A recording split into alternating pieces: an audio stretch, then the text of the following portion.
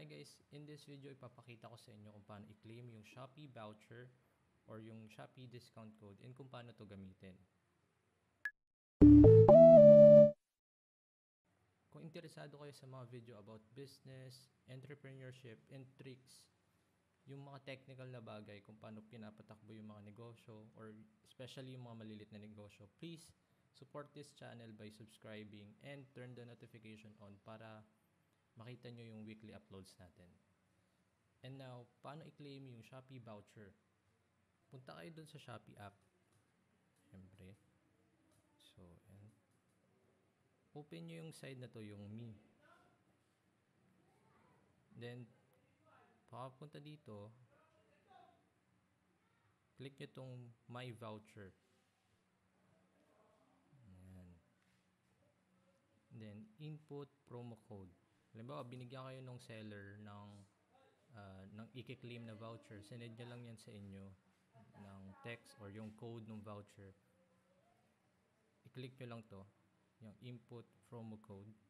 Then, for this video, gumawa ko ng demo. So, yan. Oops. Yan. Then, halimbawa, ganito yung binigay nung seller. So, i-type nyo lang dyan, then apply. Automatic, i-direct niya or i-claim niya na yung code na yun. So, ito na siya. Ito yung 90% off minimum spend 50. So, ito yung voucher na claim natin ngayon. So, yun. Ayan. Ngayon, paano naman siya gamitin? So, halimbawa, punta tayo doon sa shop na yun. So, halimbawa dito, sa shop na to, kunyari, bibili ako ng square pants.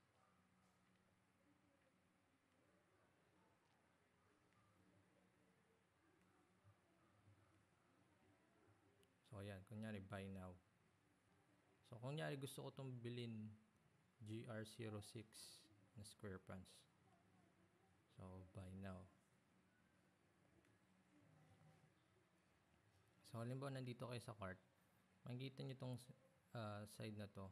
May 180 off applied. Dito, nag-auto-applied na yung voucher na claim natin. So, pwede ring i-type nyo rin dito yung code kung hindi nyo pa nakiklaim. Or kung may multiple codes kayo, so, pagpipilian nyo lang dito. And, yan. Apply na yan.